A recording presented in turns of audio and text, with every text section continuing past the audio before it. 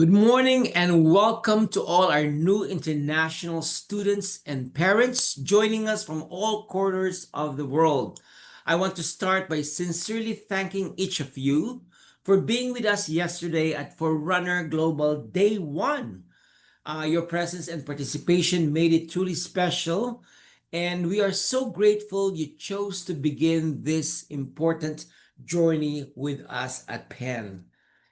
Every year, I create and share a welcome video for you, our international community. And I want you to know that this is not just a tradition, but something deeply important to me personally.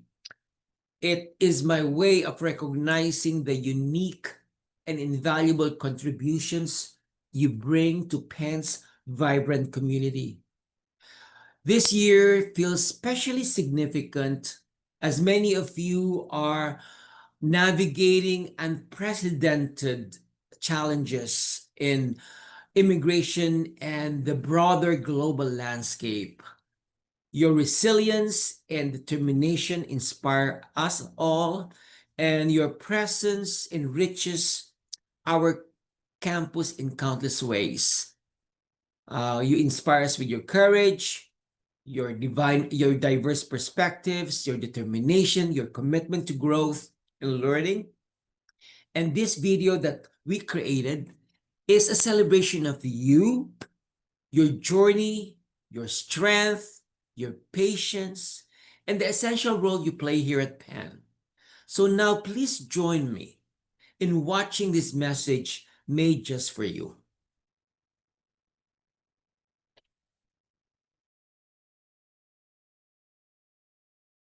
Greetings from Penn's International Student and Scholar Services. I'm Dr. Rudy Altamirano, ISSS Executive Director. Since my arrival at Penn 19 years ago, I have made it as a personal tradition to send a message to all incoming and current international students and scholars. It is something that I never faltered on, and I'm excited to do this again this year. I came to the United States 42 years ago. My life and educational experience shape who I am, and it drives my commitment to support you with the same care and respect. On behalf of my office, I want you to know we see you, we hear you, and we are here to support you. Your presence at Penn matters deeply. You belong here. At Penn Global and International Student Scholar Services, we are here to walk with you every step of the way. Whether you have questions about your academic plans, immigration journey, or simply adjusting to life at Penn, we're committed to providing resources, guidance, and encouragement throughout. We may not always have the answer right away, but our promise is to stay in touch, keep you informed, and advocate on your behalf. You are not alone. We are proud to welcome you to our Penn community and excited for all that lies ahead. Thank you for watching. Remember, you are not just part of Penn, you are vital to its heart and sound and soul. Especially in these challenging times, we stand with you, ready to support you every step of the way and embrace the opportunities ahead with confidence and joy. So before I start to talk about what we did yesterday, I would like to introduce the presence of my team from ISSS. We have, of course, Dr. Yu Hong He, who is Director of Integration and Community Engagement. Lily Jiang, who is the Director of Immigration Advising, Compliance, and IT and Operation. Mike Kelty, who is the Manager of Marketing and Communication. Donna Steinfeld, Senior Associate Director of Advising Services. Mara Flim, Advisor. Neve Lochte, Advisor. And Kelly Ma, who is our uh, program manager for integration community engagement. I am so honored to work with this team. So yesterday, and today, we are very excited to again partner with you. Yesterday, the topics that we covered are more of the introduction to ISSS, the immigration programs, and the immigration services. So both the integration and immigration pillars were highlighted. We talk about visa application, key immigration documents, do's and don'ts of related to immigration, rules and laws, CVS reporting, smooth arrival to the United States, and general reminders. It's recorded. We send you the email. You can watch them at your own volition also in terms of the immigration.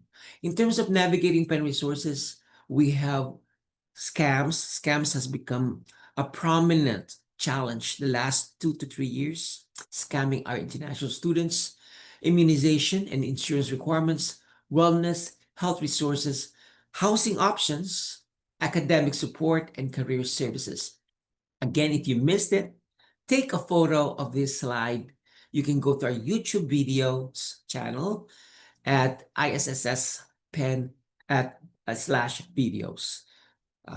Very, very important information. So today you will hear directly from Penn faculty members who work closely with international students. We have three wonderful, great faculty who is very dedicated and supportive of our internationals. They will share important insights on academic expectations, classroom culture here in the United States, and how to engage effectively with your professors. You might think that they are in a ivory tower, but these three individuals are a manifestation that that Penn is wonderful when it comes to engaging with our professors.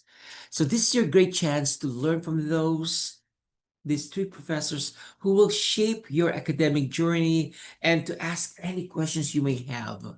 So after the faculty gave their remarks, we will open the floor for questions and discussion.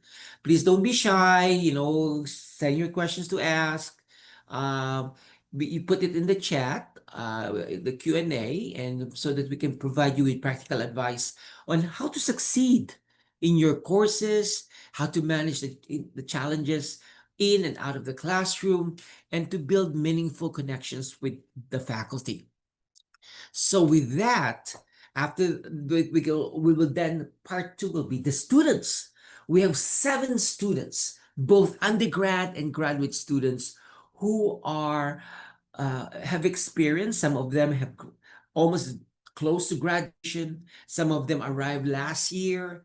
So we are providing you with diverse perspectives from students from all over the world, from different schools, so that you can get a taste of what to expect at Penn.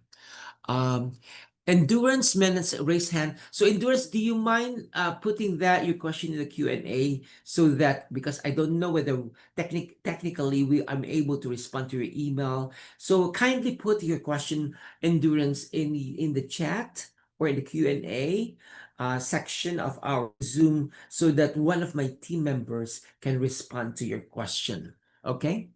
So thank you, Mike. What's the next slide for us? Here it is. I am very delighted and honored. I will not I would rather have them share their biography to you. But these are great colleagues of mine, wonderful partners, tested through time. I've known all of them through so many years in my stay here at Penn since I arrived in 2006. And I can attest you, these are one of the most dedicated, committed, great esteemed colleagues teaching faculty. So we have Dr. Buntao Lu, who is one of the leaders in the School of Engineering and Applied Sciences. Bun is a great supporter of international students. He can talk more about his experience, maybe as a former international student from Singapore. Dr. Phil Nichols, who is a faculty from the Wharton School, another supporter of international. In fact, Phil and I are great friends in Facebook and Instagram, and I see him in social media traveling all over the world. And another wonderful colleague, last but not the least, is Dr. Betsy Rhymes, who is a professor in Graduate School of Education. So for now, we are waiting for Dr. Nichols to join us. Maybe he's stuck in traffic or he is having some technical problems. But despite that, we have Dr. Buntao Lu and Dr. Betsy Rhymes to provide their perspective from the School of Engineering and, of course, the Graduate School of Education. So why don't we start by asking Professor Lu and Professor Rhymes to introduce yourself. Please include, what you're doing in the school you're affiliated with, what your teaching or research focus, and how long have you been at Penn, that kind of thing. That would be great. Let's start with Betsy for this one, and then we'll have Boone follow. So Betsy, go for it. Sure. Thank you, Rudy. I really enjoyed seeing all those pictures of you as a young student in the United States. 42 years, right? Yeah, that's amazing. Anyway, let's see. I'm Betsy Rhymes, and I'm a professor in the Graduate School of Education. I'm also the chair of the Educational Linguistics Department, which has a couple graduate programs in it, a PhD program, an EDD program, and also a couple master's programs, one in TESOL, teaching English to speakers of other languages, and the other one, which I'm the director of, is called, it used to be called Intercultural Communication, but now it's called LGIS, Language, Globalization, and Intercultural Studies. And my teaching is mainly about language and society. And that's what my research has been about too, especially looking at classroom discourse and youth language and multilingualism, and it's the way it works in interactions and socially. So I'm really concerned about the intersection between language and society and multilingualism and globalization. So that's me. I've been at Penn for 18 years now. Uh, Weird, but I love Philadelphia, and when you come here, I hope you fall in love with it too. Thank you, Betsy. Okay, let's go to Boone. Uh, thank you, Rudy, and great to be on the same panel as Betsy. So my name is Boon Tao Lu. I'm the Senior Associate Dean at the Engineering School. I oversee all our graduate programs, including PhD and Masters, and also our global initiatives. I am a faculty in Computer and Information Science. I currently teach senior design to undergrads. So if you're an incoming undergrad, you may see me a couple of years from now. Previously, I've also taught a number of master's classes in distributed systems and operating systems. So my area of research is in kind of the underlying technology that goes behind how data centers and internet works. I currently have 6 PhD students, and I've graduated 17. Coincidentally, I've also been at Penn for 18 and a half years specifically. So Rudy and Betsy, that probably mean we came roughly the same time. Yeah, so I was as Dr. Rudy mentioned, I was a former international student. I came to the US 1996. It seems almost like yesterday was the catching that flight, first in my family to study overseas. I'm sure this resonates with many of you here. I came at a time where it was pre-internet, right? So I had to go look at the physical map to figure out which city I was going to. Yeah, so very much look forward to this panel. And once again, welcome and congratulations to everyone. Thank you, professors. So my next question here is, since there's only 2 of you, instead of like in previous years, I will alternate, but this time it's nice to hear your different perspectives. Both of you come from schools with the most number of international students, Graduate School of Education and School of Engineering and Applied Science. So what challenges do international students commonly face when you interact with them, or what you hear from them, and what resources are available at Penn, maybe within your school, and what you know outside engineering and GSE are available to support them. So Boone, why don't you start, and then Betsy? I'll alternate both of you here. Sure. Let me talk about two challenges I see, and this is what I see within the engineering school, but I'm sure this applies broadly. The first is coming from overseas, settling to a new culture and new way of doing things. I would recommend first semester as you settle into the US, don't overload on classes and try to do too much. And also there are various support groups all across campus that you should join, find friends. And within the engineering school, we have the Cora Ingram Center for Community and Outreach, where we also have series of activities to help support international students. We run workshops on advisor-advisee relationships, financial literacy, and so on.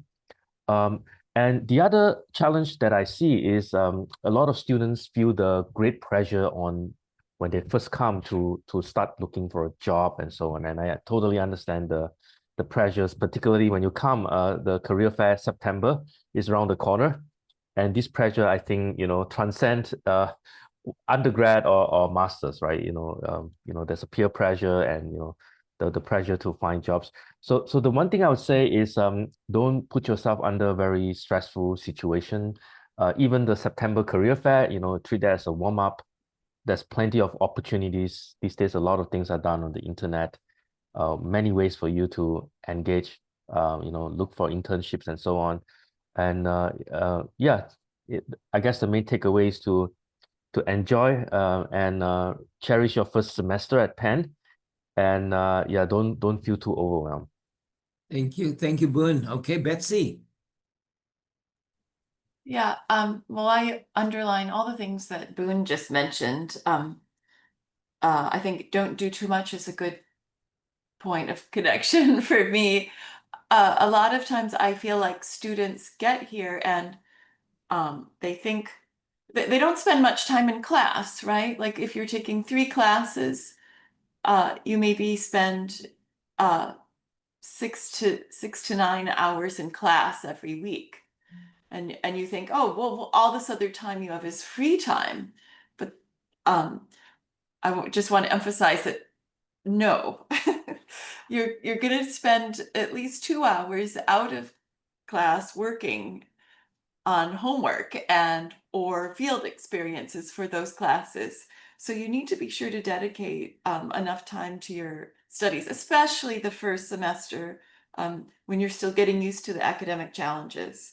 So I think that's one of the main challenges is you're in a new academic context. You have to figure out what your mode of working is in that context. So give yourself some time to do that. But also, I think another challenge on the flip side is socializing, trying to meet people in your classes or outside of your classes. And I think that's an important thing to apply yourself to as much as studying to make the most out of your time here.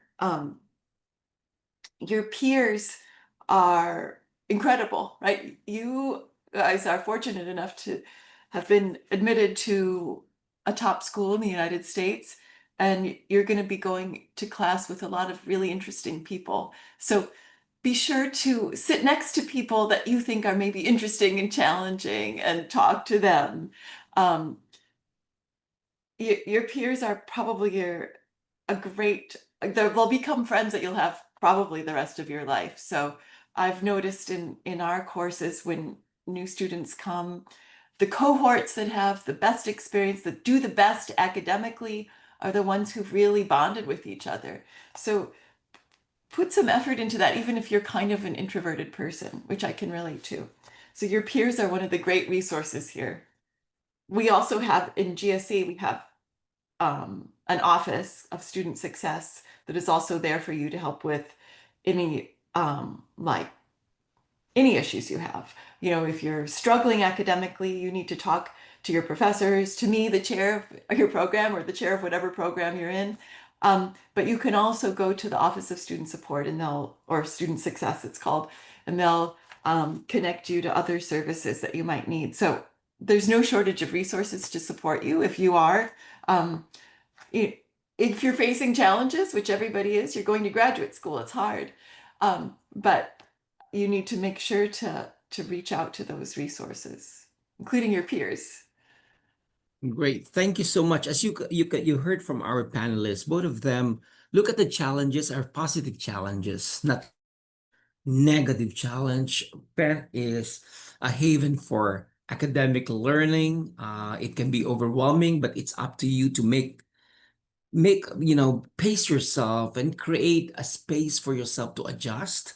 Don't try to be overwhelmed. Look at this as, wow, I'm here at Penn, great university. I'm so excited to be part of this great school. I want to get to know the people around me, my classmates, my professors. And of course, pacing yourself is very, very critical. Before we continue and with this question and answer, I just want to share to our 100+ students who are now in the Zoom meeting is that look at this. I know Dr. Buntao Lu and Dr. Betsy Rhymes are coming from those two schools. I said, well, I'm from Annenberg, or I'm from nursing, or I'm from medicine. Both of them will be providing wisdom that can apply to you regardless of your schools. So look at this as, wow, what am I learning from a professor? They're not just representing their schools, they're representing the university. And so they will speak on behalf of the faculty perspective. Of course, they cannot represent every single faculty, but knowing both of them, they have worked with so many international students, and so they can identify and be able to provide responses that will cater to your needs. So my next question is more of a relationship with you, Betsy and Boone, and that is, what are some best practices you would recommend for our students who are here right now listening and afterwards in the YouTube world to build strong, effective relationship with you at Penn as a faculty? And why are those relationships very important? So maybe speak on in relation to Dr. Buntao Lu and Dr. Betsy Rhymes as faculty, but also as well as a lot of your colleagues, faculty colleagues, through the years that you've been here. What is the best practice to work with a faculty? What is the best way to engage, to build strong, effective relationships? So we'll start with Betsy now, and then we'll go to Boone. Best way to build relationships with faculty is through, I think, the thing that they love, which is teaching and learning. I think faculty are drawn to students who engage with the material and who ask good questions and who show through their actions that they genuinely care about what they're learning and think about it creatively and want to. That means taking some risks, like asking questions in class. All questions are good questions. So I have to say, from the perspective of a professor, if someone asks a question, it just makes you happy, no matter what the question is. Like you really, a class is way more than the sum of its parts, right? It's got students, it's got a professor, but the way those things work together are what make like the magic of class happen. So professors welcome and want to engage with students who engage in the class that way as part of a learning community. So there's that. Also, um, I think one thing that I love about international students is you all have a wealth of knowledge that your professors do not have. So, like, there's so much that you have to contribute to the classroom from your own unique backgrounds that nobody else has. So, if you can make connections to what your history of learning or living is to what the material is being presented in class, that adds to everyone's experience.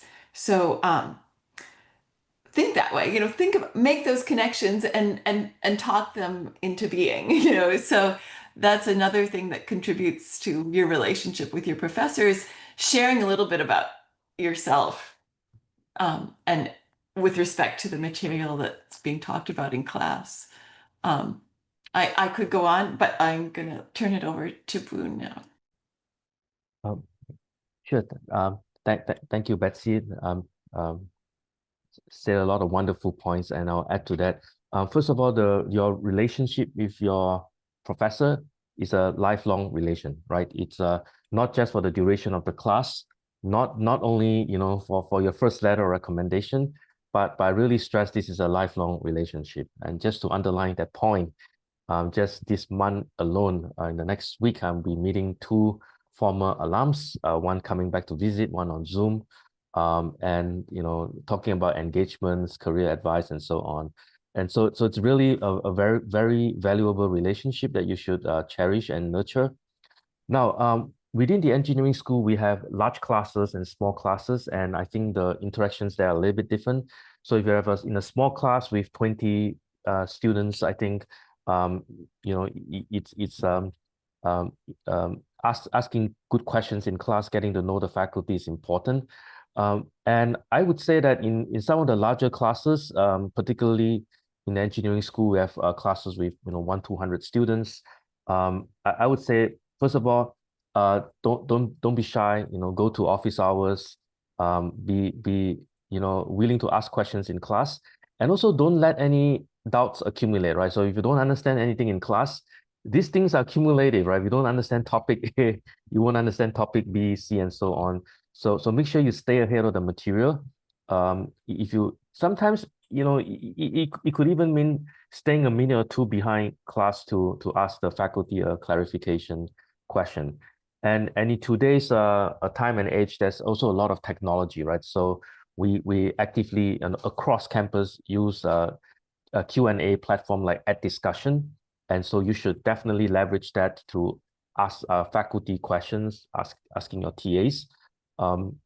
And yeah, and one more thing is that you didn't come all the way here from wherever you are simply to watch the lecture recordings, right? So now post-COVID, a lot of faculty record classes.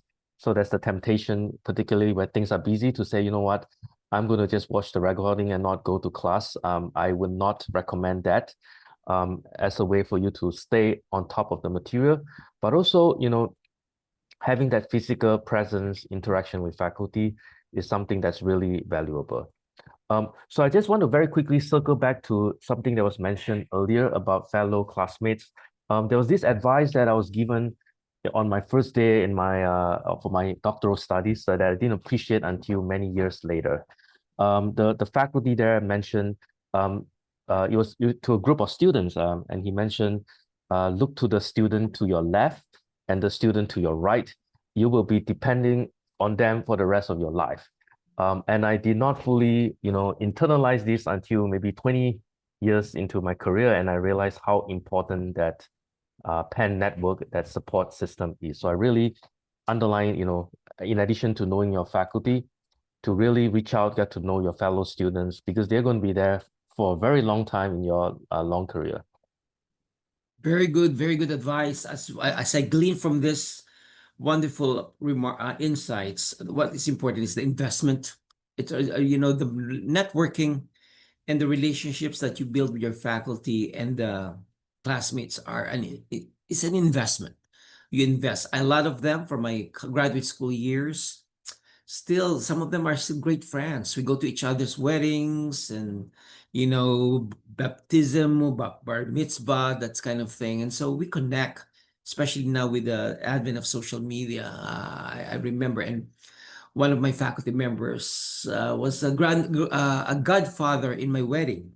So until now, we are heavily connected, which is I can really identify with what our professors were sharing.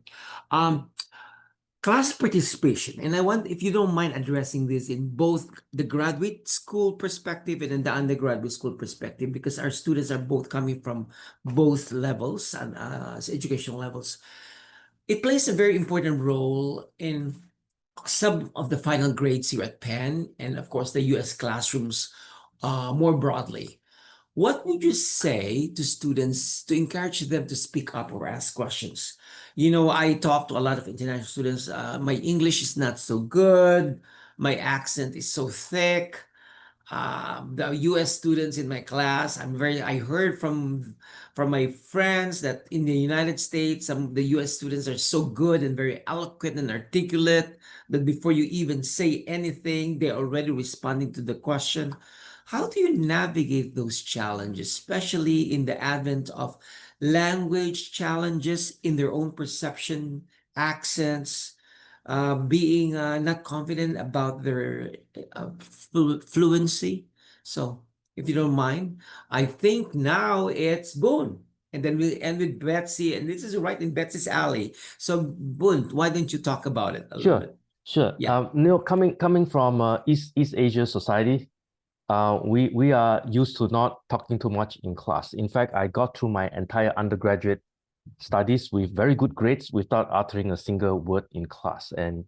Um, and I finally got my root shock in when I started my PhD studies. Not only were the students very vocal, expected to ask a lot, very quick on their feet technically, and I also in full disclosure, I failed my oral qualifying exam twice in my PhD studies. Not because I did not know the material, but because I had great difficulty in public speaking. You know, like me talking like that now is unthinkable many years ago. You know, it took a lot of practice, a lot of hard work, and um, and there was this faculty who failed me the second time in my qualifying exam, and he came to me and he gave me the best advice that I've used to this date for anyone who is struggling with public speaking and asking questions in class. He said, Boone, in every class that you go to, in every talk that you attend, just ask one question. You just ask one. And I took his advice seriously. Now, going from 0 to 1, trust me, is incredibly hard. And I think Professor Betsy mentioned earlier, no question is bad question. If you have a question, trust me, another 20 people in class have the same question. And even if it's a dumb question, so what, right? And I took that advice seriously. I felt that going from 0 to 1 was a small but giant step that helped me go from 1 to 2, 2 to 3. And I would strongly encourage all of you to come in with that mindset as well. Like that advice. One question that makes a lot of difference. You break the ice when you do that. Thank you, Professor Boone. Professor Betsy, from your perspective, since you are from the United States, how do you look at those students who have accents, who are hesitant to speak because they are very scared that they might be judged? Go for it. Yeah. I mean, I get it. That's real. I think this is something I just heard about this psychologist who wrote a book called You Only Better. And the whole premise of the book is that, yes, we have certain personality traits, like some of us are introverted, some of us are extroverted, some of us are, you know, very hyper aware of details, perfectionists. Some of us are less conscientious, like, but sometimes people think that's my personality. I can't do anything about it. And the whole point of her book was you can, if you know something about your personality, you can change it by doing simple exercises. And I think that's kind of the thing that Boone just mentioned. Like, if you're introverted or afraid of talking in class, just start by asking one question, right? And it's like you're exercising this certain personality trait, and gradually it gets stronger, right? And so you can, at least in that context, change that aspect of your personality so that you are more of a extroverted person in class, which we'll come back to. Okay, I think that's so important. I I was going to say also, exactly echoing what Boone said, is to come up with that question or way of participating, you got to prepare.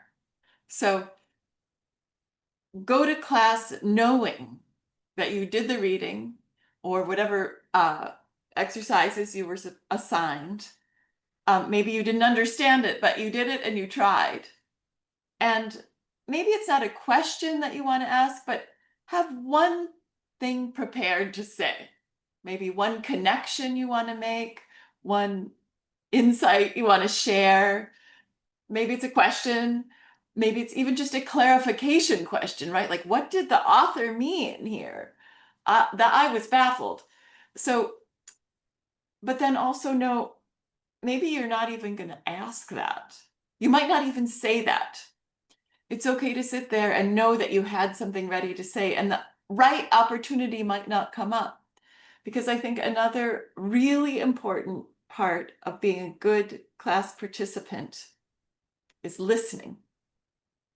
You've got to listen to everybody, not just the professor, your peers also. Everybody's voice in a classroom is really important.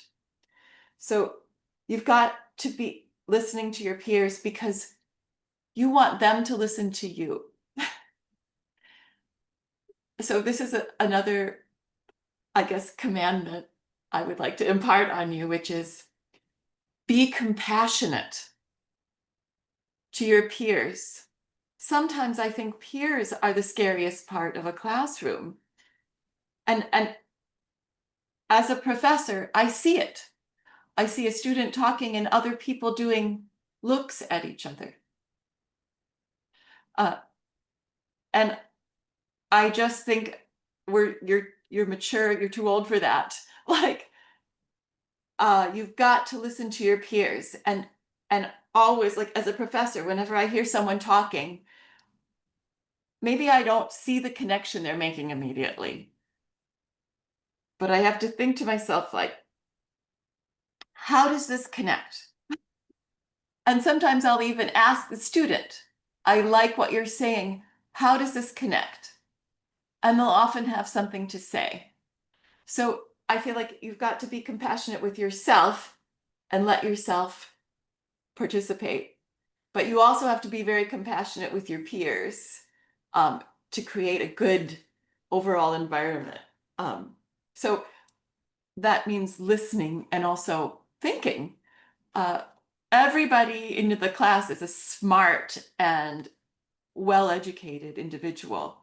So try and figure out what they're saying, like listen to them. So that's a crucial part of participation. I mean, from the perspective of a professor, participation is not just saying things, right? It's also relating to what other people are saying. So keep that in mind. And to relate thoughtfully, you have to prepare. So that will make your experience so rich in your classes. Well, thank you, Professor Rhymes. So for me, as a former international student myself, one thing I observed when I came to the United States, people like to sit in the back. I learned the easy way is that, if I sit in the back and I'm reciting in class, people will look behind. And I will be so self-conscious when I can see all the faces looking at me. So you know what I did, folks? I went to the front of the class. I have a one-on-one engagement with my professors. I don't have to think and be self-conscious of what other people are looking at me. And it's like me and the professor. Don't be scared going to the front of the class. What's wrong with being in the front? There's so many empty spaces there. Your professor will remember you if you are in front of the class. Observe yourself. Okay? That's one of my advice. Oh, can And I okay, just let's add on to your yes. comment, Yes. Rudy? I think, yeah, do not be an obscure person. You want the professor to know your name after the first day. So, and being in the front of class makes that happen. So you, that's like brilliant. Do that. I did that for my graduate school, and one of my best practice that I can share. Yeah, Anyway, yeah, and you apply that being in the front of the class even after you graduate. Being the first one to speak. Don't hesitate. Ask a question. You are your own, you are your own change agent. You're yeah, advocating for yourself. Well, yes. thank you. I'm so excited about this. Now, Boone, you mentioned about office hours earlier. I can see a lot of people in the chat asking, and maybe both of you can explain. Could you explain what office hours are and how can they take full advantage of that? Do you have suggestions for students who might feel hesitant or unsure about going to that because, oh, my professor is so busy? What are office hours? A lot of our students are not very familiar with that. What does it constitute? Am I disturbing my professor? Can I just email them? Can I just call them? Or, try to messenger them? What is the best way? What are office hours? Go for it. I think office hours are great. Everybody has a different style. Every professor's a little different. So, like everything in life, you've got to feel out what the right thing, what your professor's style is. But we all have to have office hours. It's part of our job. So you should use them. Everybody puts it on the syllabus. They're there. And okay, here is something that I've experienced in office hours, though. Someone comes in, they've done all their preparation, they've got a list of, 3 things that they want to ask. They come in, they ask those 3 things, and it's been like 5 minutes. And they say thank you very much and leave. So that is not like a successful office hour, even though the person got their questions answered. Because you could have just probably gotten those answers in an email or any other way. Office hour is about FaceTime with your professor. So, say you've signed up for a 20-minute office hour. That's what my schedule has.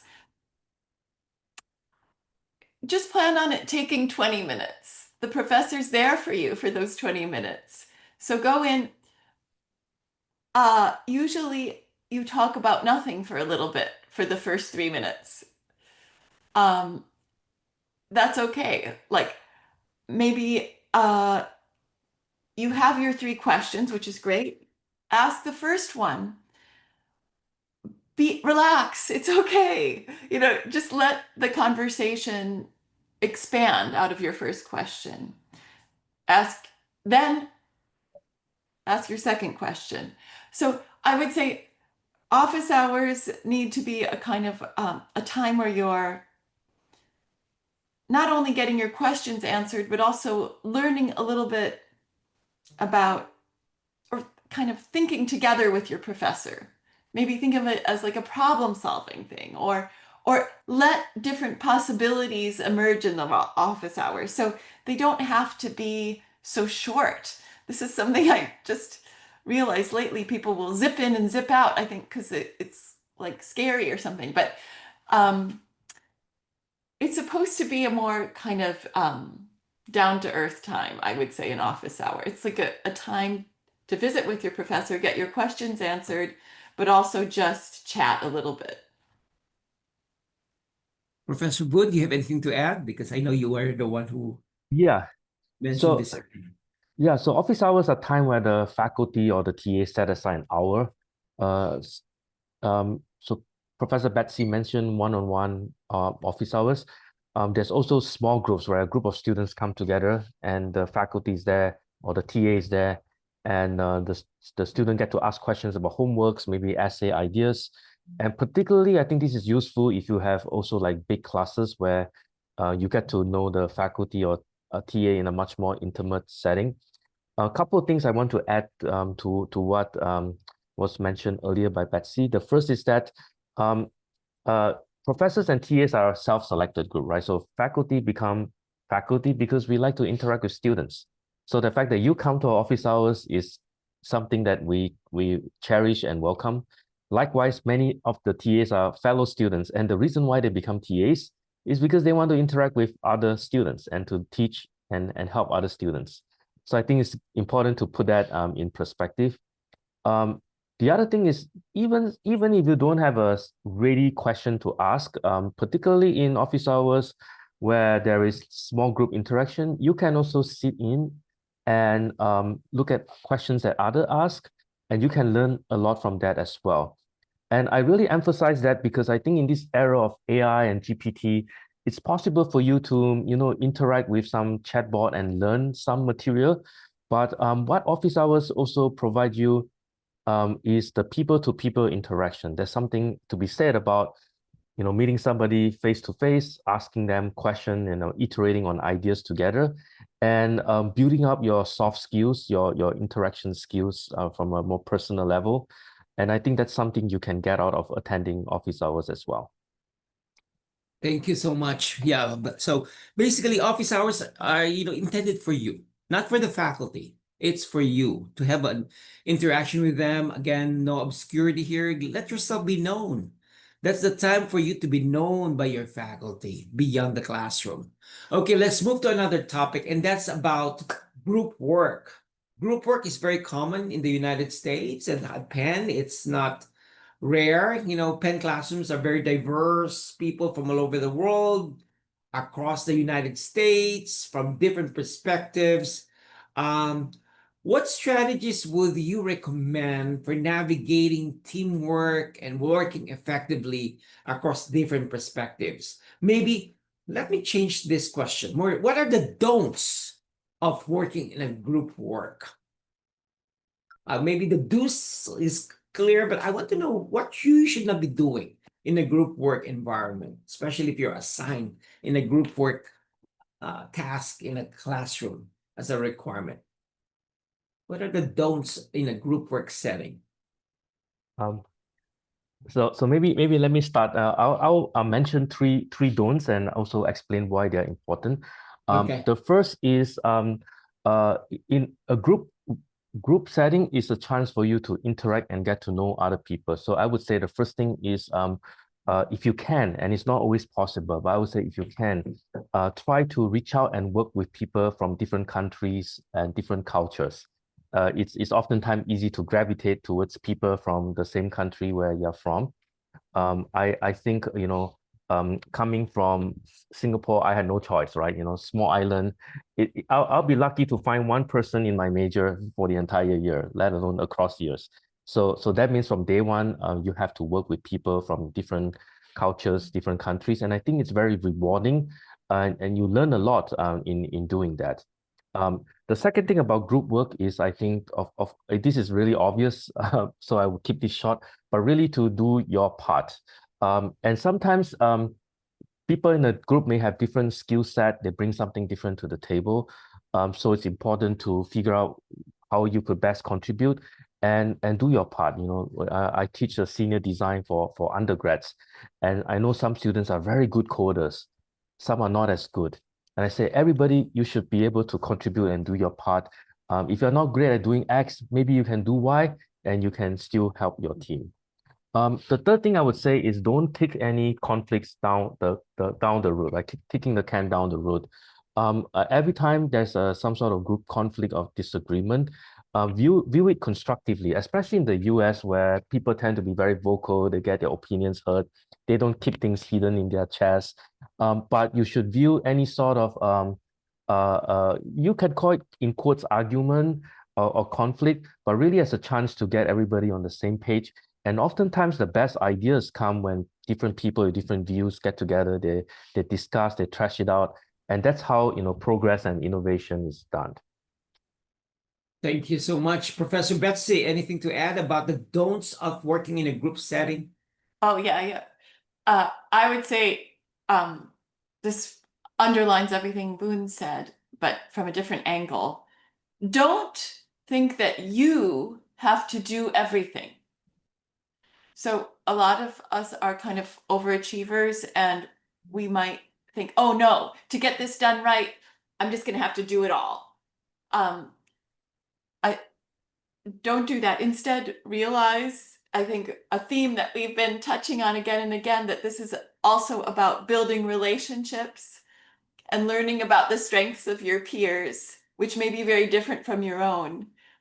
So don't rush, don't let your overachiever nature take over and shortchange those relationships. Because the reason we have group projects is because we want to foster those relationships and your own group problem solving abilities, which you're going to have to be flexing the rest of your life, I'm afraid. Thank you so much. Group work, part of the Penn environment. That's why it's called group. You are part of, not an individual in a group. Make sure that you are an active participant, but also apply the importance of interpersonal dynamics. Be emotionally intelligent. I think that's very, very important. Okay, for the next question, I will, in the interest of time, I will alternate both of you. The next question I'll ask Boone, because Boone, I asked Boone about my own daughter about this, who is the youngest, who's an undergrad here. What guidance would you offer to a new undergraduate student who is still exploring their major, or a graduate student, even a graduate student considering a change in academic direction? Sometimes it's too late, and sometimes it's a lot of our students are have undergone this or experienced this change or exploration. And of course, you have to balance, Boone, coming from Asia yourself, when the parents want you to be a medical doctor, but you want to do another major. How do you explore and navigate that? Help us as a faculty, coming from a faculty perspective. Sure. The first thing to note is at the undergraduate level, the US education system is very broad-based, right? In addition to taking classes in your major, you get to also take a lot of classes outside of your major, and view this as in the spirit of exploring, because maybe you find something else more interesting to you when you come. I would also say at the undergraduate level, while in life in general, specialization is important, but hyper specialization earlier may not be the best thing to do. And when I was an undergrad, I remember taking classes in ethnic studies and Roman history, right? So at the time, I was a computer science major, and I was wondering, like, why am I taking these classes? And of course, as I grow older, I see the value. And you think back, things that you learned earlier in classes outside your major has actually a big impact on things that you do later on. So I would say that the breadth that you get in the US education is actually something that is helpful and meaningful. Now, when I was in grad school, there was a faculty that mentioned um, sometimes things take a bit longer. Some people finish their PhD in 5 years, some people finish in 6 years, but that extra 1 year is really a rounding error in your long life. Now, of course, try tying that to a 25-year-old, that one extra year is a big deal. But trust me, when you reach 50, that really is a rounding error. So I would say there's always this rush to, finish 2 degrees, finish my master's in 4 years, overload. But in the bigger scheme of things, I think really to enjoy the process and not be too tied up or pressurized to say I have to finish this by a certain time, a certain milestone as well. The last thing I would say is, and I heard this advice from somebody a few years ago, and I think it's really true, which is if you find something that you're passionate about and you're good at it, you will be fine in life. And I couldn't stress that enough. Sometimes students may want to switch majors, not because they're passionate about the other subject, but because they feel like, hey, you know what, that subject maybe gives me better job prospects and so on. I would say in the long run, it's always better to go for something that you're really passionate about. Because if you're really passionate, if you're good in it, a lot of other things will take care of itself. Thank you so much. And Betsy, this is for you, coming from the US faculty perspective. What are the misconceptions do you think international students have about Penn faculty? And how would you clarify or address those misconceptions? Well, I don't know about all my colleagues, but I think, let's see, misconceptions about Penn faculty. I don't know. Is that maybe one of them is that we're all the same. I mean, Yeah, that can be. That can be. Another misconception is maybe Penn faculty are but so busy. yeah, It's hard to reach. They're so famous. It's very yeah, difficult to reach them or to get an office hour with them. yeah. Uh, No, yeah, yeah. how I do think you how maybe do it's you the culture. address those misconceptions? Yeah, Maybe, hard to reach. Hard in the ivory tower, that kind of thing. yeah. I think sometimes people are surprised.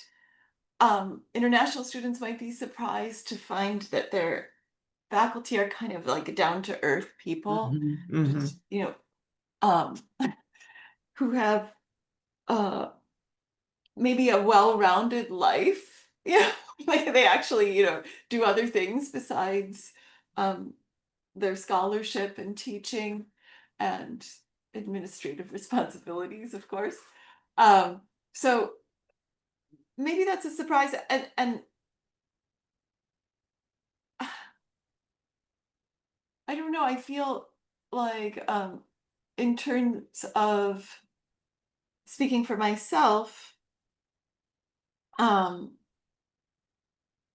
I guess sometimes people think maybe, okay, in my experience, sometimes I think international students think of the typical American or United States professor as somebody who's very like into standardized measures of achievement Hmm. and that they judge people on the basis of those. Hmm. Hmm. And I think, well, that's not true at all. Like the, again, speaking for myself, I think US faculty, maybe we we're like appreciative of the variety of voices that we get to have in our classrooms. Our My goal is not to have one single type of achievement happen in my classroom. Like, so I think maybe from an international student perspective, a misperception is that we want everybody to be like our students from the United States, you know, Hmm. which is not true at all. Like the Hmm. reason the university is having an event like this and that we care about internationalization in Hmm. large part is because it enhances everybody's education. So I think maybe some international students are surprised to learn that what they're bringing that's different is what we value as much as what aligns with standardized achievement measures. Thank you. Thank you so much. I think you should remember Boone and Betsy are from different perspective. They come from so many diverse backgrounds and experiences, but as you can know, both of them are amazingly supportive of our internationals that get to know the faculty, remove all those misconceptions and misperceptions and or stereotypes about US faculty. I think that's one thing. Because if we get to know them, then you are demystifying those. Last question for both of you.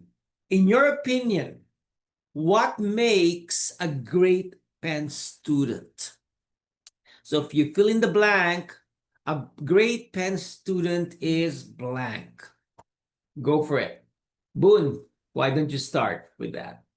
I would say a Penn, yeah, yeah. great Penn student is one that's intellectually curious, um, connect well socially, and also have a global outlook. Like to see what the world has and also bring the world to Penn. Wonderful. Thank you for talking about my office, but bring the world to Penn, bring Penn to the world, globally curious, and of course, intellectually excited. Betsy, why don't you give us your I perspective? just want to underline those three things. That's brilliant. That's like what I was going to say, only more articulate. um, I would add also just ready to go the extra mile, ready to put in the hard work. Yes. Thank you so much. Bambi, one of our students. Wow, bring the world to Penn. Yeah, you are the world. In fact, that is the Penn Global ISS slogan. Bring the world to Penn and bringing Penn to the world. And we're excited to bring the world to Penn in a month or so. With that, we have some questions in the chat. Maybe if there's something that we have not answered, let me see here. Add some let me see.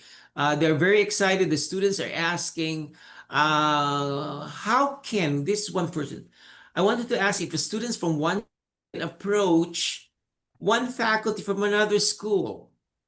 Okay, is that very easily done? I'm from GSC and I want to meet Professor Buntao Lu, because I'm also from Singapore. I just happen to be from GSE. How can I do that? Or from engineering, oh, I want to learn more about the intercultural communication in the Graduate School of Education. How can I meet with Professor Rhymes? Okay, is that a possibility? How do you navigate that? Well, I would say first, why? Why do you want to meet that person? Like, of course, they would be open to meeting with you given all we've been saying, but the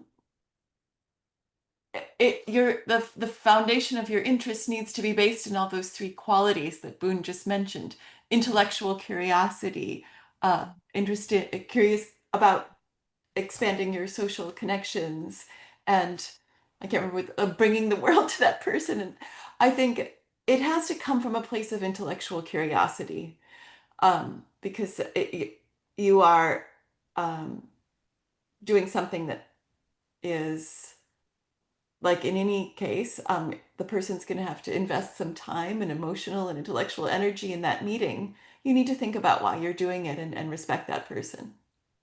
Thank you so much. Thank you so much. We have one more question for Boone. This person, Boone, is from Singapore.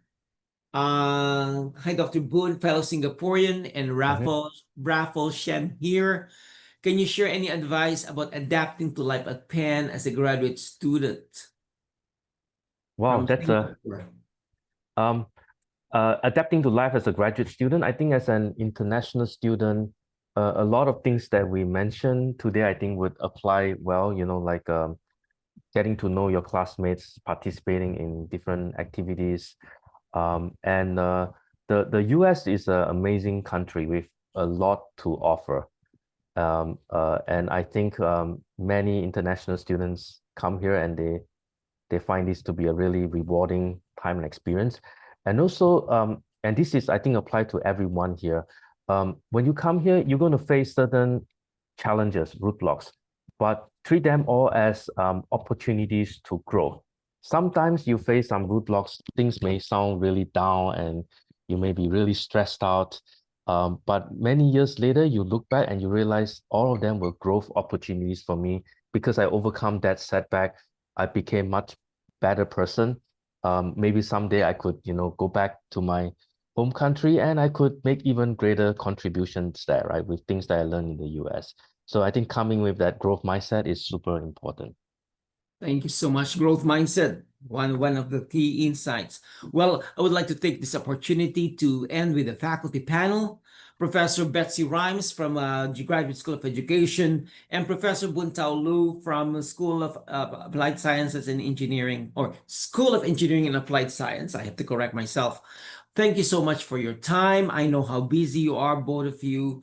But the mere fact that you showed up to this morning, early morning on a Friday here in the United States, by the way, it's in the morning here in the United States, is just a demonstration of how much you are supportive of our internationals and how eager you are to welcoming them soon this coming August. Thank you so much, Betsy and Boone. And feel free to stay if you want, but I know how busy you are. We will now transition to the student panel. Thank you so much. See you Thank you. around on campus. Okay, with that, let's go to the slide and let's meet our students. This is an equally important panel, right? Because they will share honest stories about adjusting to life at Penn. The question I asked Professor Buntao Lu what surprised them, what helped, what they wish they had known earlier. So this is your opportunity to hear real experience beyond policies and procedures, from the voices of the students like you. So you can ask anything, okay? Ask anything. There's no limit. From making friends, navigating academic pressure, to finding food from home. So that I hope by interacting with them, you will leave feeling inspired, reassured, more connected to the Penn community. We have a 1, 2, 3, 4, 5, 6, 7 of them. I will call their names, and they will turn on their camera. And then after we have all of the cameras on, we will start with the interview. I'll start with the photos that I see on the slide here. Bruno Bassner, Assembly of International Students from AIS, originally from Germany, Wharton School. Okay, Bruno, turn on your camera now, and we'll get to know you more later, quickly. After that is Rafa Bukhari, Undergrad Assembly, UA Undergrad Assembly, who is also part of ISTAR, International Student Table for Advocacy and Relations. Louise Lee, International Student Advisory Board, chair of the undergraduate chair of that board. Louise is originally from China. Parents are, I think, from China, but now he lives in New Zealand. Andres Mondragon from Peru, who is the chair of the Graduate Student for International Student Advisory Board. And then, of course, Srey Patel, who is also our vice chair from India, International Student Advisory Board. And Yuki Tokunaga, who is from the AIS, Assembly of International Students. Are we all here? Are we missing anyone? Okay, so let's remove the screen so that we can interact with the panelists here. So maybe tell us about one sentence briefly, because we want to ask you a lot of questions.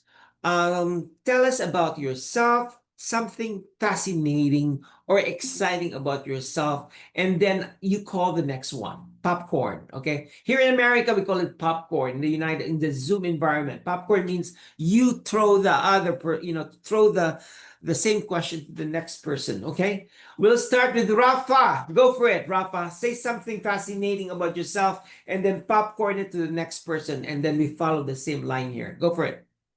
Do I introduce myself first, or do I just say the fact? Yes. Introduce Right, yourself. sure. Say something So- fascinating about yourself. Go for it. Sounds good. Hi, guys. My name is Rafa Bukhari. I'm from Saudi Arabia. An interesting fact is I just decided to change my majors and my minors a month ago, which is very turbulent. But yeah, I'll popcorn to Trey. Hi everyone, I'm Shrey. I'm a third-year PhD student in chemical engineering at Penn. Something fun about me is I love hiking, and I'm also the president of the graduate hiking club. So in case you are grad students and want to join for hiking, feel free to reach out to me. The popcorn to Andres. Thank you, Shrey. Hi, everyone. I'm Andres Mondragon. I'm from Lima, Peru. Yeah, I don't know. I guess like a fun fact or whatever. I did my undergrad at Penn. I graduated last May. I did econ in the college, and now I'm doing like finishing my master's in computer science at Penn as well. So yeah, I've kind of also been a little like we can talk about this at some point, but like a little undecisive about what I want to pursue ultimately as a career. So yeah. But yeah, I'll pass it over to Bruno. Hello, everyone. I'm Bruno. I'm a rising senior in Wharton, and I'm originally from Essen, Germany, hence the Marco Reus poster in the background. Fun fact about me is I'm actually on Penn's cricket team. So if any of you play cricket, feel free to send me a message and we'll get you in the WhatsApp group. But I will pass it on to Yuki. Hi everyone, my name is Yuki. I'm a rising sophomore in Wharton, and I've been thinking about my fun, interesting fact for a while, but I'm half Japanese, half Pakistani, and so that makes introductions a little bit long sometimes, but yeah, and I'll pass it on to Lewis. Hi everyone, my name is Louis. I'm originally from China. I guess a fun fact about me is, like Dr. Rudy mentioned, I stayed in New Zealand 7 years before I came to the States. And now I'm just traveling back and forth between China and the US. Okay, wonderful. Luis, turn on your camera because this is the first question for you. And then you'll popcorn the next question to another person, okay? So Luis, how do you manage you're as a rising senior? You'll be a senior soon, right? You'll be graduating soon. How do you manage the academics workload at Penn? I see. Penn is known to be tough, an Ivy League school. As an undergrad, how do you manage academic workload? I would definitely say like the first 2, 3 weeks of freshman year is basically one of the toughest weeks I've had because you're coming out of high school, you're still using this old study methods. Uh, I would just like my one advice as like a poli-sci major, econ major is that when you get readings, try skim the readings if you can. Don't read everything. Back in high school, everything like that's got assigned to you will be checked. But here in college is a bit different. Like over time, you learn what's important, what to read, and then sort of how much attention you should pay for each reading. And with that, I'll pass on to Andres. Andres, coming from a graduate student, Andres was also an undergrad. Now he's a graduate student, experienced both. How do you navigate or manage the academic workload at Penn? Best practice. Yeah, no, that's a good question. I think there's definitely a lot of planning involved. I think for me it was like particularly useful to have like an Excel spreadsheet where I was just like planning what courses I would take what semesters, and like based on like the difficulty of each course, I was planning on what other courses I could take at the same time, so it's not like the workload is not insanely overwhelming. So I did that a lot for my undergrad. I think master's is a little more sort of like a little more structured, and I feel like especially in the college, because you have so many like courses that you have to take for the college, like so many requirements and so many like electives that to me was a little like hard to plan. But I think with like a lot of help from the advisors in the college, and even from like peer advisors, and also like upperclassmen, I think it's really important to talk to upperclassmen, especially when you're like a freshman and you kind of you want to talk to people who are like doing the same major as you, and you can ask them like, hey, what courses should I take if I don't want to overwhelm myself, or maybe like what courses should I take if I really am interested in this or that. And so yeah, I think it's a lot of just like organizing yourself in like what courses you have to strategically think about, like what courses to take in order to make your life like more like approachable, in the sense of like you don't want to overwhelm yourself, and you don't want to like also like lose your mind having so many courses. But yeah, I think that's my advice, I guess. Like, yeah, if anyone has any questions, like they can ask me. But Okay. yeah. We got two perspectives. Is there any one of you who has another creative idea of managing workload? Open microphone here. Honestly, I would Sure. just give a piece of advice, whether, just for academics or managing anything at Penn, is just stay organized, stay on top of everything. It's very easy for things to cram up, but as long as you stay on top of everything, whether it's through to-do lists or notes or, Google Calendar, like that is every single Penn student has to have Google Calendar. Put your study blocks, put your classes, put your to-do lists on top, your deadlines. Just staying organized itself will not only lift off the workload, but it'll just make you feel like everything else is a lot more manageable and just gonna help you breathe. So that's definitely something that you should take with you. You got three great perspectives here. Yes, Bruno, you're about to share something. Sorry, to quickly add, one thing that I always do once I get the syllabuses for all my classes is I actually put in when assignments and exams are for each of my classes. So that way, if I know I'll have a very busy week in terms of academics, I know not to schedule too many extracurriculars or other activities. So definitely agree with Rafa. Google Calendar has saved me so many times. You need to Google use it. Calendar is the name of the game. Okay, now next question. How many of you have used Wine Garden or those tutoring centers? How many of you have done that? Raise your hand. So, okay, Yuki, how about Yuki? Why don't you talk about, your what academic resource? What was where you experience?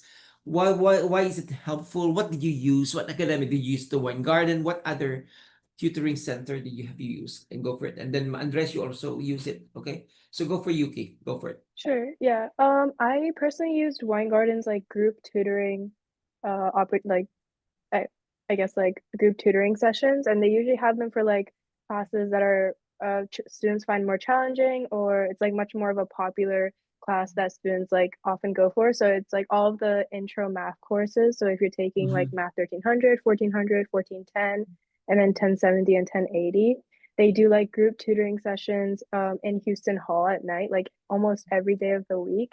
And I found it really helpful to just like check in. And if I had a few questions on the homework that maybe I felt awkward to ask in class, or I didn't really know I had questions until afterwards, and then like I was stuck like trying to figure them out, I would just pop in.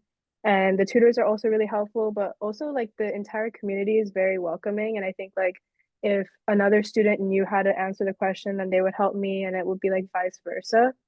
And overall, like it was a great way to like get to know other people who like are taking the same classes as me, having the same challenges and making friends, but also a great way to actually experience Weingarten tutoring and the support services at Penn. Is it easy to sign up for those, Yuki? Oh, you just walk in. It's just drop Oh, you in. walk So in? it's like Okay. completely, you just walk in and they're like, oh, like you can sit at any table. And so it's like very accessible. Okay, great. Anyone else adding to this academic resources available for our students? Who wants to speak? I can Andres? speak. Yeah. Yeah, I think so, like, I believe every semester you're able to request for tutoring, like for different courses. It's depending on availability, I believe, and like how popular the courses are. But like I've done that in the past where like for econ courses, I would just like ask to be put in like a tutoring group, and it will be like maybe like one student tutor and like maybe like three other people alongside like myself, or like sometimes it would only be like myself and like a tutor, and we would just maybe like go over like what we discussed in class and maybe what we sort of like they won't, I believe that they won't help you with the homeworks or anything like that, but they do sort of like cover sort of like the concepts that have been covered in class. You can go over like work like problems with them, and they're very useful. I think Weingarten is like a really useful tool, especially when you're transitioning to Penn. Great, wonderful. Now let's dive into another topic. All of these 6 students are very active in terms of extracurricular. So let's call on the president of AIS, and then maybe Luis can answer, and maybe Surey or Rafa who have not spoken about this topic. So I'm trying to mix and match here. What advice or what extracurricular activities or clubs, I know Surey talked about hiking club, are you involved in? And maybe how do you maybe combine another question to that? What advice do you have for new students looking to get involved on these activities at Penn campus when they arrive? So Bruno, why don't you start? Go for it. Yeah.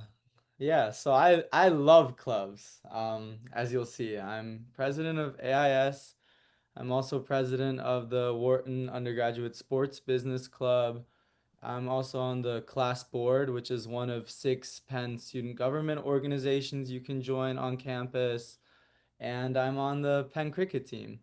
So one thing I'll say is I've been a part of a lot of clubs over my time at Penn, some that I've stopped joining, others that I've been very active in for a couple semesters. And that's really my advice is when you go to the club fairs, don't limit yourself. Sign up to the newsletters. Even if you don't end up joining, you might find interesting events that you want to attend in the future. Just really put yourself out there, try things out, and you never know which clubs you end up getting involved in. I went to the AIS info session and thought it was the most boring club in the world. And now it's by far my most favorite commitment at Penn, and I'm the president of the organization. So don't limit yourself. That's what I'd And say. if you are planning to join the pre-orientation Penn Global Mosaic, which ISS is hosting, Mr. Bassner will be one of the student leader. What else? If you're planning to go to PennQuest or Pinnacle, it's nothing wrong with those. But what you will miss is Bruno. Bruno will be Yeah, there is the Penn something Global wrong with those, Mosaic. Dr. Rudy. What's that? The thing that's wrong with those is that they're not Penn Global Mosaic. So that's all. Yes. For those of you coming, get ready to have a great experience. You will be. It's a fun of a lifetime. This is the second year that Bruno is leading us. So Louise, how about you? What clubs are you part of? So right now I'm the undergrad chair for International Student Advisory Board, where we sort of advocate for policies. I was also the co-VP for finance in this club called Wharton Undergraduates in Public Policy, which is like a public policy consulting club. And in terms of advice, I would just say I got this tip from like an older friend. And when you're first in university, in that freshman year, first 3 weeks, apply to as many clubs as you can, just because you can still use your high school achievements and credentials back then. And then once you do that, you can like stack up your experience. And then come like freshman spring, you can just start dropping clubs and keep the ones you really want. And I will also say that over time, try find out what you're really interested in. Don't just do the club because it has a name to it. And just be active in dropping clubs as well. Okay, how about let's go to the graduate perspective here. Shrey, talk about GAPSA. What is GAPSA? Because we have a lot of grad students here in the Zoom room here. So GAPSA is more like student government and body which oversees all the events which take place in grad student life. So if I want to get funding for my club, I would reach out to GAPSA and GAPSA will give me some funds. And it also does a lot of advocacy work where if there are some issues with grad students are facing, GAPSA would be the advocate for that and trying to find out solutions for that. GAPSA is huge. There are so many people who are members of CAPSA. So if you are interested, you can be a member even if you are not yet at Penn. So like you don't need to be at Penn to be a member. Like you need to be at Penn, but you don't need to be a second year or third year student to be part of CAPSA.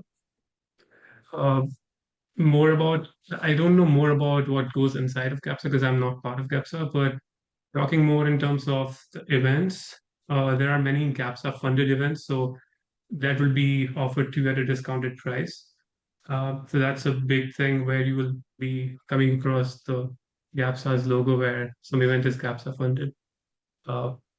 But adding on to what Lewis and Bruno said about joining the clubs, one advice would be to just join the newsletters, as Bruno said, and do not miss the orientation because you will come across so many clubs. And just talking to people who are part of the club might change your perspective on whether you want to join the club or not. So that's definitely helpful. Wonderful. And now Shrey and Andres and Luis will be so active in recruiting for ISAB, International Advisory Board, soon. They need members. And of course, Bruno Massner, Mr. President here, will be very active recruiting with the AIS group here. And of course, Yuki too, and Rafa as part of Undergrad Assembly. You will not run out of, but be aware of this. You are not your student first. These are very overachiever students, but they know their limits, they know their boundaries. They don't, they have, they are very successful because they know how to put limits. Rafa, this is for you. My question to you is, how would you describe campus life at Penn? How would you describe campus Oh, life at Penn? wow. So I don't think one word can describe it. Well, first and foremost, I would say they don't call it the social ivy for nothing. I think you can find students everywhere, whether it's, students on like Locust Walk or College Green, just walking around. You'll also find a lot of students studying for sure, 100%, whether it's in group study rooms or in libraries. I think the best way to describe it is you'll find people everywhere doing everything. Like whenever you want to fit into a certain mood, whether it's studying, locking in, or having fun, or walking out and getting a bite, you're always gonna find people there doing something. And I think that's just beautiful about Penn because at the end of the day, you do want some place dynamic where you can just experience so many different things instead of like just one static mood. Thank sure. you. Yuki, you have anything to add about campus life at Penn? Yeah, I think Rafa mentioned it really well, but besides that, I think it's what's really important is like you can get really busy, it gets really hectic. And I think that something really important is like you're only really busy as like you allow yourself to be. And like for example with my GCal, like I think some days I notice wow, like I've crammed way too many events in. And it's important, like you said, to like take a rest or like know your limits. And so there's so much to do, so much to see, just like make sure you don't get overwhelmed. Overstimulation. You'll be stimulated from all senses here. Yesterday I talked to the participants about the importance that I put about the two pillars of ISS, immigration and integration. So this is a free for all for the six of you. What are some ways new students can integrate into the community and make the most of their time here? How can they be well integrated? It's a there are small fish in a big pond now. Before, when they're in high school or in their countries, they're big fish. But now they are small fish in a big pond. How can they integrate successfully? I can Raise take your this hand and one. I'll call. First, goes without saying, join AIS, right? There's 130 people in this Zoom, so I'm expecting a good portion of them to be undergrads. I want an application from each of you. But no, I think my biggest advice is the first few months of you being at, that's really where you should make an effort to just go out and go to events, go to activities, go to all your NSO events, because everyone's going to be so willing to talk to you. You'll meet a billion new people, and there's really, really easy ways to find yourself getting into communities. I think earlier, if you're feeling homesick or perhaps you struggled, it is a very new and different experience coming to the US and being in university. So then I would say that there's a ton of cultural groups on campus. So odds are, wherever you're from, there are at least a couple other students that have an organization for you to be a part of. And that's also a really great way to just, have a taste of home while you're in the US and meet some people with a shared background to yourself. Great. See, I told you Bruno will recruit you quick here. Anything else? I would just add like two more points generally. Yeah. First off, I would just say give yourself time, give yourself grace. I mean, you're moving a whole different country. You're not gonna adjust overnight. It's gonna take some time. Take a breath, just take it all one step at a time. Second of all, I would just say find pieces of home at Penn, whether it's like a food or a place or an activity. Just taking from personal experience, I love just reading and drinking coffee. And I couldn't do that in my own room at Penn. It was just a bit too suffocating. So I just found a really nice cafe next to where I used to live last year, Where which is is it, Rafa? Where is it? What is Oh, it? so for everyone living in Lauder Hill, Board and Brew. It's right next to it. It's amazing. Very Say it nice again. drink. Say it again. Say it again. What's the name? Board and Brew. Board and Brew. Okay. Remember Amazing that. place. I Yeah. hope I hope they pay you royalties there, Rafa. Oh, just saying, like I Free would coffee not for mind a free Rafa. drink. Guys, Board and Brew, and then slip my name in.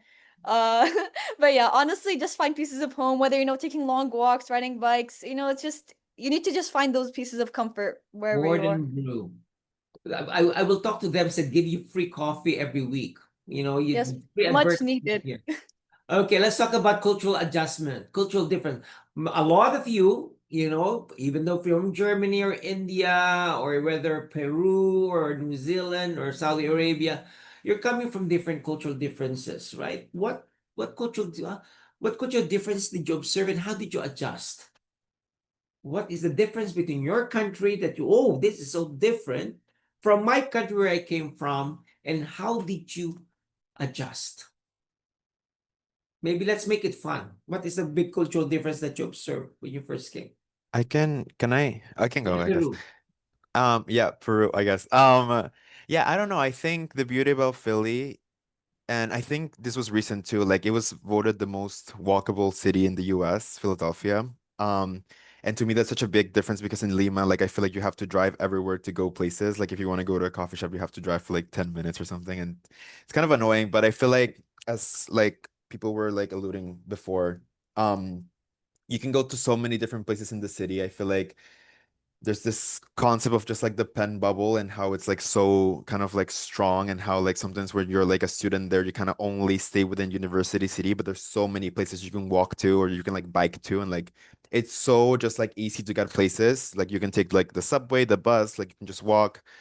Um, but I think one cultural shock definitely was just like being able to like walk around in the streets without being scared that your phone's gonna be stolen, or like I just walk around with like my headphones on and like I walk around with my phone in my hand and just like I don't know, go places and like I don't have to be scared that someone's gonna snatch my phone or anything. So that's really nice actually when you go out for walks and whatnot. But yeah, that's I guess like one thing. It's like you feel safe, I think, here. At least Really? compared to where I'm from. Yeah. But still be street smart, right? Still Yeah, be you have to be street smart. You can, you know, yeah, like, always like be, you know, aware of your surroundings. I think that's also yeah. like a thing. And you guys, I guess people in the chat or whatever have seen in the news, like sometimes things get a little crazy in the US, and I think it's just a matter of being like cognizant of like, okay, I'm in a foreign country, I'm like not a citizen, I'm like an international student. I need to be aware of what's happening. I need to like see where the exit signs are, if anything, like where I could go, if anything, like is someone following me? Like you have to be always like street smart, as Dr. Rudy said. So yeah. Anything else? Cultural difference from home, and then how did you navigate? I think there are so many cultural differences, and as people come in, they would realize as they experience it. And I would advise the best way to navigate it is to experience and learn from it, uh, because you can't list down all the differences and try to fix it before you come here. But there are so many differences in the sense that even starting from interaction with professors, whereas I did my undergrad in India, and the way you interact with professors is a very different kind of interaction as compared to here, where professors are just like friends and you can be very open and voice your concerns. Whereas in India, that's not usually the case, which I've seen. So um, just observe and learn from the differences. And there'll be many differences which you'll find, which is so funny in the sense, uh, if you go to order a coffee and then you say something and the person would say something which you don't understand, so you'll say sorry, and the other person would repeat the same thing in the exact same tone, thinking that you did not hear the person, but actually what you meant was like you didn't get what he said, so you have to ask him to say something slowly instead of just saying sorry. So these are the small things which uh, you will observe as you spend Yeah. more time in the US. Yeah, because for sordom, I think it's you're asking for an apology, right? I mean, for me, my experience is when I first came, this is years ago, maybe no longer, this 40 years ago, when they asked me for here or to go. They asked me for here or to go. And I said, to go where? Because I don't know what it means, right? And I said, to go where? Because I don't know the concept of to take out or to stay. Are you dining in or you're dining out? That kind of thing. So those are, I think I like your advice, Ray, about observing first. And also laugh at your mistakes, That makes it more fun if you can laugh at your own.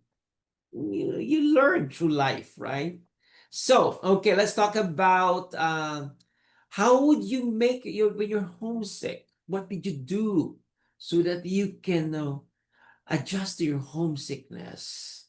Of course, you want to make the connections. You miss home, mom and dad, the food. What did you do to feel at home? Louise, why don't you do Louise? Why did you take this? Go for it. So Yeah. for me, I'm also a coffee drinker. So when I want to feel home, I go order a flat white at this coffee shop called Top Hat Cafe. I think personally it's better than Board and Brew, but Board and Brew is still good. It's still good. What is the name of your place, Louise? Which one? Top Hat Coffee Cafe. Okay, so now there's two competition, a lot of choices for coffee. So go for it. So that is one way for you to adjust to the homesickness, Luis. So it's for me sort of like finding food that tastes like home or making food myself that, my mom or my parents would cook for me or that I get in China or New Zealand, try to recreate that sort of Great. taste Are you experience. successful in recreating it? Half the times. Yeah. Half the time. Wonderful. At least you tried, right? Anything else? Anyone else? Any suggestions? Yeah. Recreating yes. Is that Rafa? Yeah, Rafa, Yeah, go for it. before I go in, I would just like to say, look, Lois, I agree. Waffles from Top Hat are great, but Board and Brew coffee cannot be beat. Okay, let's just get that straight. So I would just say, in the case, of course, all this like the advice is great, but in the cases where the homesickness gets kind of bad or you just feel very isolated, this was my case when I came back from winter break. Penn Wellness has really great services when it comes to like counseling, whether it's like drop in or like the Let's Talk service. I personally tried just like a short drop in session talking to a counselor. And it was just a really nice way to like hear yourself out and understand your feelings or just be guided in the right way. Because it is really hard being alone, but as long as like you got these people around, these experts, it's just a really nice feeling to be able to talk to someone and knowing that they're here to listen to you. Yeah. So again, let's talk about, since you already brought up the concept of counseling and mental health support or wellness programs, how important is this for you folks? For some of you, what's your perspective of those? Because there's stigma in terms of the use of counseling or mental health support. Who wants to talk about that? Yeah, Andres, go for it. Yeah. Yeah, I think I think like mental health is like something that I think I have kind of struggled but also dealt with like a lot, especially during undergrad, because there was like such a huge, like my first year, like freshman year, was like so hard for me. And I just like I think the beauty also like of, I guess, the US was a little bit of a culture shock. It's like people in this country, I guess, like take mental health like super seriously, and they kind of consider it or deem it like to also be like a health sort of like concern. That's very different from where I'm from, where like people don't really like think about mental health like that, and people don't really talk about anxiety, people don't really talk about other issues. And in here, I think there's like so much support, not only support, but there's so much understanding, and there's so many like even like student clubs that like kind of, everyone can relate to that level of like experience. And yeah, I think when it comes to like support, um definitely like Wine Garden Center has helped me a lot.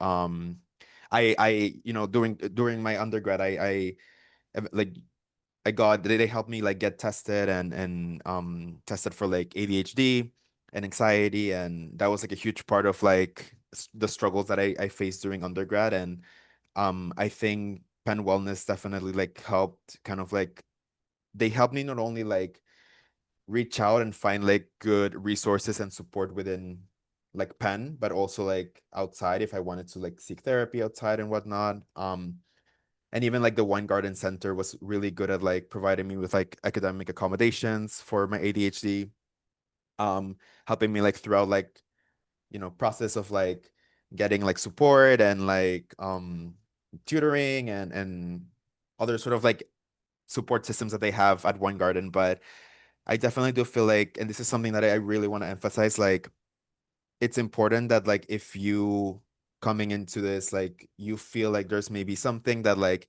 you're concerned about, maybe something that you don't really understand how to navigate, or maybe you're worried about, but you don't really understand like why is it that like maybe I'm thinking this certain type of way, or why is it that I'm struggling so much about something, like please reach out to Wine Garden, please reach out to Penn Wellness.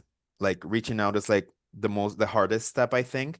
But once you do that, like things eventually get easier over time. Like it's obviously like a learning sort of curve, and there's a lot of things that you have to like work on, but there's resources out there. And if anyone wants to like message me about this or email me, whatever, like you're more than welcome to do so, and I can like help out with that. But yeah, it's important to seek help whenever you feel like there's something maybe like that's out of your control, and it's like maybe a little harder for you than it is for other people. So yeah. That's a very good advice, Andreas, that if you feel like you need help, you will know that in your heart, in your gut feeling, that I think I need help. Don't hesitate. Don't think about what other people will say. You need help. You need help. Seek help. Very, very good advice. Yuki, do you have anything? Let's talk about questions about off-campus and on-campus housing. Where do you live now, Yuki? Are you on-campus housing or off-campus Yes, housing? I'm on campus. I was actually living in Lauder last year, but now moving on to high rise for sophomore Can year you talk housing. more about your experience in on-campus housing? Sure. You're an I think undergrad. Yeah. Yeah, I think the overall my on-campus housing experience was very positive. I got along with my roommates, and I was in a suite, so I was in a four-person suite. So I had three roommates, but it was a really enjoyable experience overall. And I think because if you're an international student, I would strongly recommend utilizing the like early move-in that we get because it gets very busy. And I did a pre-orientation program, so I wasn't really there during when it was busiest, but it was like I'm sure it gets very busy to move in. So I would say just utilize any early move-in days that you can. And I think on-campus housing in general, it's a very like great environment. You live right near your peers, so like just general advice would be it's very easy to like not get to know your hallmates, especially in Lauder. I'm sure Rafa knows but it's like known to be kind of a little bit antisocial because you have your roommates and then you don't really get to know anyone in the suites next to you. But just like saying hi by passing, and if you do it like a few days in a row, it'll be more than enough for the next time you like strike up a conversation, and then you're meeting so many more people and you're making these new friends that like you can study with in the hall in the common room. And it like brings another community and another feeling or like sense of home at Penn, which is really important when you're feeling lonely and you feel like, oh, like I want to just stay in my room. But if you have these people who are welcoming and you can get along with, it's really important. Anything? Thank you, Yuki. Anyone else in the college houses? Only Yuki is in college house, so I asked the right person. So, oh, Rafa, you're in the college house. Where do you live right now? Oh yeah, the same as Yuki. Like I also lived in Lauder and I agree with everything she said. It's a really nice experience, honestly. Like she covered everything. Okay, now let's talk about off campus. I assume that all the guys in this panel are off campus. What made you decide? And tell me more about off campus housing. Of course, the first year and sophomore, you're required to live on. You cannot move out of the college houses for the undergrads here. But for those who have ventured out to the off campus experience, tell us about it. We have a lot of grad students also waiting and seeing what are options here. And of course, for the undergrads, in 2 to 3 years, they'll be moving on off campus.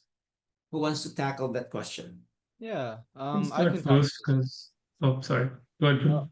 Bruno well, and then it's Ray. We'll have the Yeah. Bruno first and then it's Ray. Go for it. yeah, so one thing about on-campus housing, especially in your junior and senior year, is that there can be quite a lot of demand. So I personally knew I wanted to live with a few friends of mine, and I was wanting to have the security of being able to room with them. There's a crazy amount of on-campus options.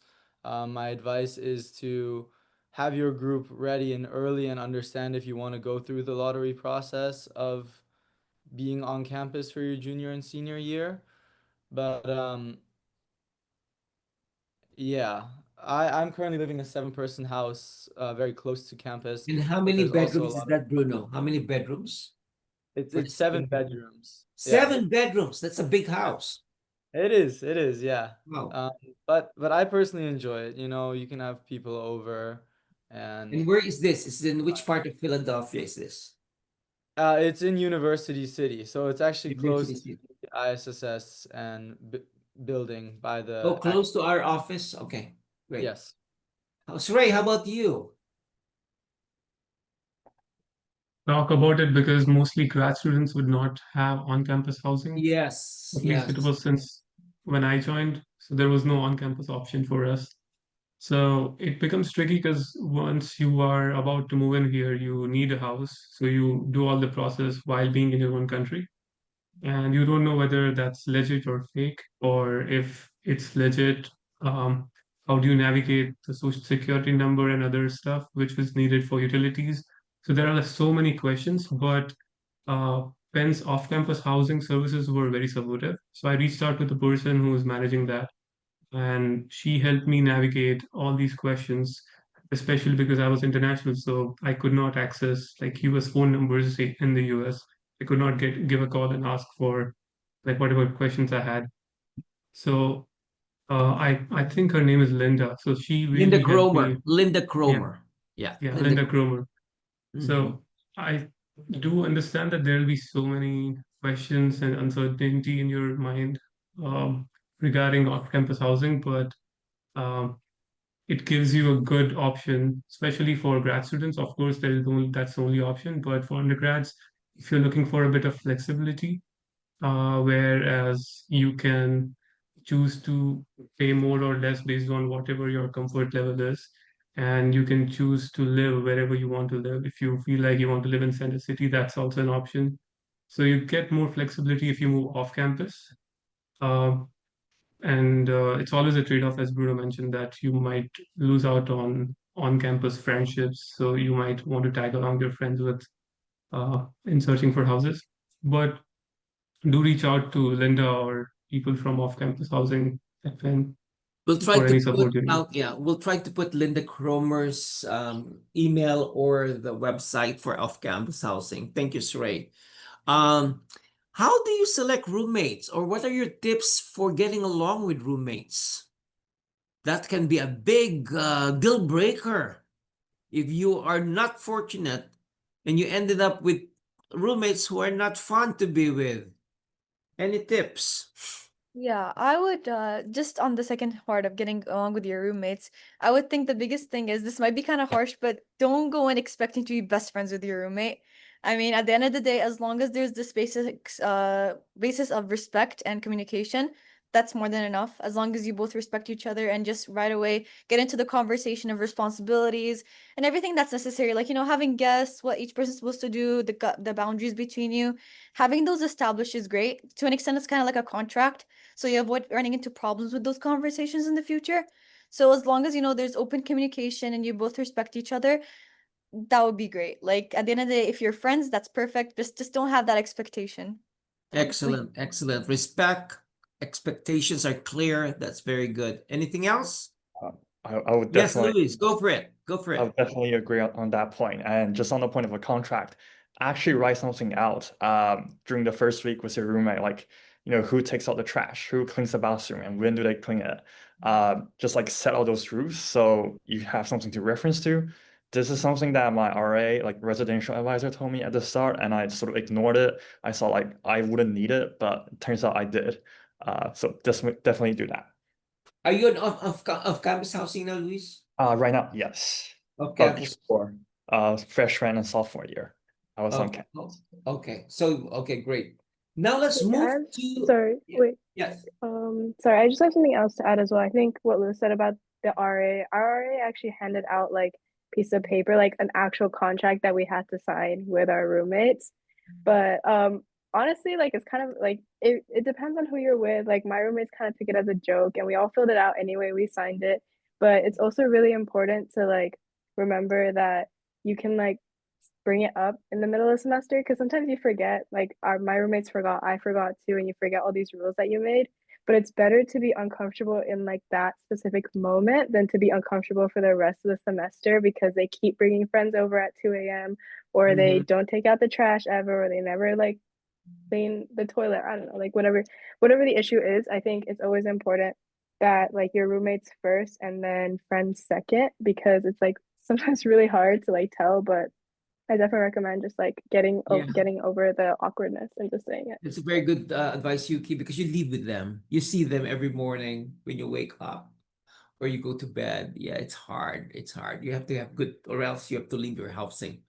Let's transition to career, right? Career and internship opportunities. How all of you have internships already, experienced internships, correct? Everyone? Okay. Best practices on career and internship opportunities. What is the best way to navigate or get those internships? The students listening Start, to this, new students, very important. Yeah. Starting from Penn Career Services, I think that's valuable resource because I did not have that kind of thing in my undergrad. So first of all, making yourself market ready in the sense having a resume or CV prepared, and Mhm. you would not uh, like I did not expect that there are services at Penn whom you can go and take your CV to and ask them to review it and make it better for you, which Mm. is very new for me. Even if you want to write a statement of purpose or any kind of thing which can help you prepare for your uh, application for internship or job, Career Services has that for you, which was Mm. a big help for me. Although I'm a PhD, so there's less room for internships unless your advisor is like okay with it.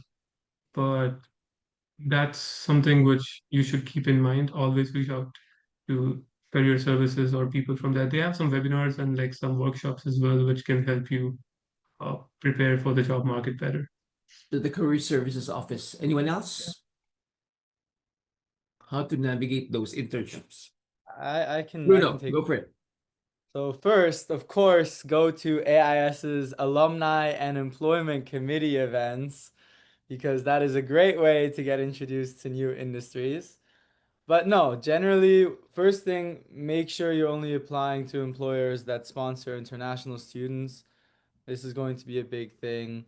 Make sure you aren't going doing any unauthorized employment opportunities. So be sure to check in with ISSS and make sure that you aren't doing something that can affect your status in the US. And then, new word for a lot of you, coffee chats. First thing to know about coffee chats, there are no coffee at these chats, but they will be the most important lesson that you learn very early on at Penn. I think the best way to really understand how to approach internships or opportunities is by talking to someone who's already underwent them. People are generally very willing to help out. There are a lot of clubs that have an interest in a specific career. So just reach out to friends, cold email strangers. Regardless, there will be someone that can give you some insights as to career opportunities, application cycles, and how you can best break in. So that's my advice. And Great. of course, AIS. Thank I you. think adding on to that, Penn has like a great network. And obviously through Penn, like if you're looking for a summer internship for after freshman year, like as a recent freshman, I can tell you that a lot of my friends did the GRIP program. That's GRIP, and it's through Penn, and you do internships like all around the world. That obviously is like I have a few friends who are like in Germany and Singapore and Australia, and they're having a lot of fun this summer, and they're also like learning things, and it's something that they can put on their resume. But beyond that, I think something that I found was really helpful was just like alumni in general. So I was really lucky because Japan has like an alumni club, and so I was able to reach out to them, and they were able to like send out the word like, oh, like Yuki's interested in this, and is there anyone who has any internship opportunities that they can offer? And I think alumni are very welcoming. And so even if you don't have like an alumni club, you can look alumni up on the alumni directory by yourself and like reach out to them, cold email them. Like not all of them will reply, but maybe you'll get one reply and then that like will lead to some sort of opportunity.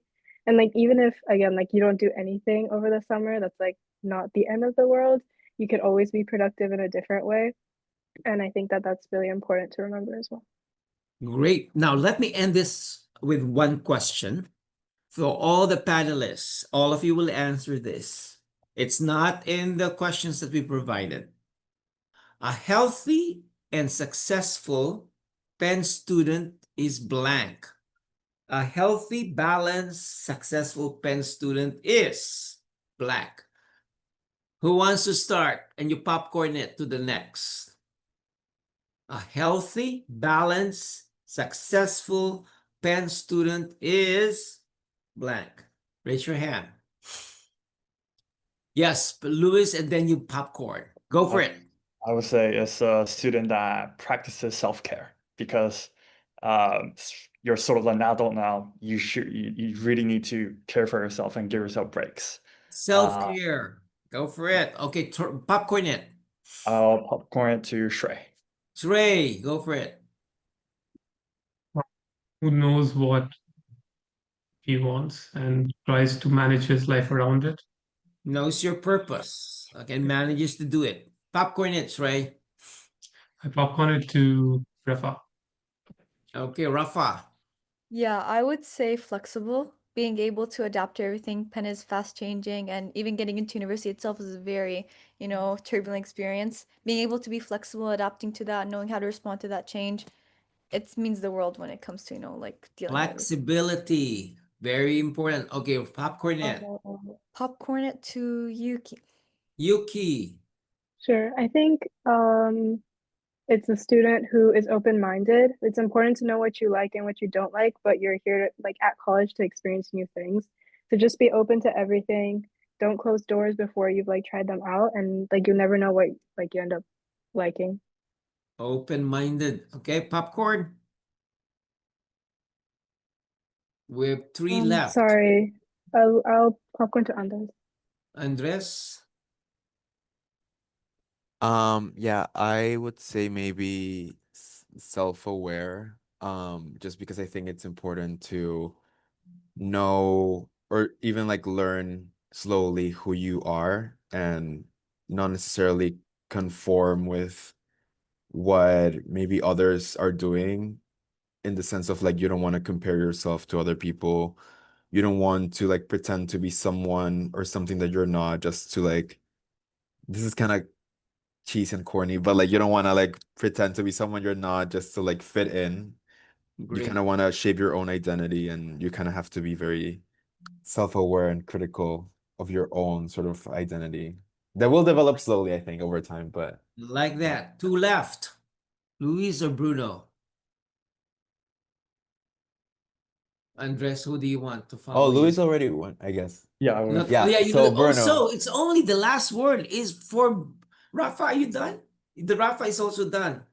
Okay, so it's only Bruno. Always the last word is for the Mr. President. Go for it. A Thank you. healthy, Very, balanced, successful Penn student. I feel very honored, Dr. Rudy.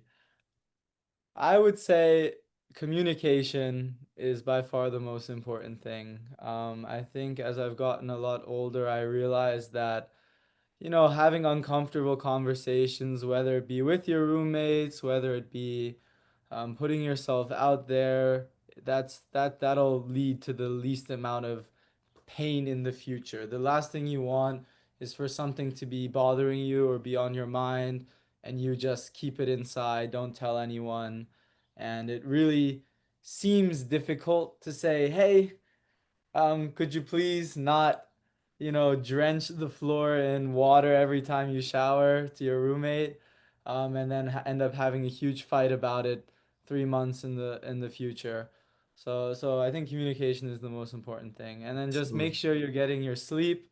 My dad is a sleep researcher, so I am obligated to say that, but sleep is so important, and trust me, no one thinks you're cool if you've pulled 5 all-nighters in a row. Your work will just not be quality. You'll Yeah. be feeling very bad mentally. So make sure These you're are these amazing wise words from wonderful Penn students. I would like to thank Rafa Bukhari, Srey Patel, Yuki Tokunaga, Andres Mondragon, Luis Lee, and Bruno Bassner for a wonderful, great engagement today. Looking forward to seeing your faces, right? In fall. Make sure that you find them. They will be so active in their platforms, inviting you to join ISAB or GAPSA or AIS or UA. And of course, I would like to thank my colleagues, Yu Hong Heo, Kelly Ma, Niv Lotti, Mike Kelty, Mara Flam, and Adiola Oyeyemi for a wonderful 2-day Forerunner Global virtual. With that, I will end with our Red and Blue fight song unique to Penn, sang in different languages.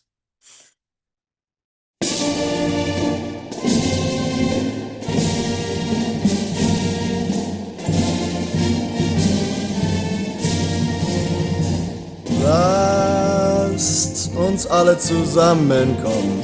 De China à Pérou, 台湾的心和声音， pour le rouge, royal et bleu. Harvard tem seu vermelho. 오란예의 색깔도 막을 펜실베니아 길리에 아까도 아우기루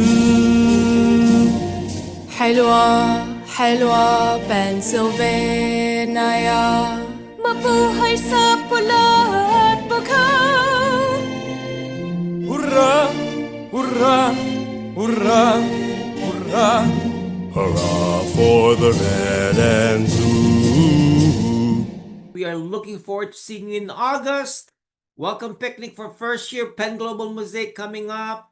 And of course, the mandatory undergrad session on Wednesday, August 20, and the mandatory graduate welcome reception on Friday, August 22. Here's Dr. Rudy and my colleagues here. See you all soon. Bye-bye.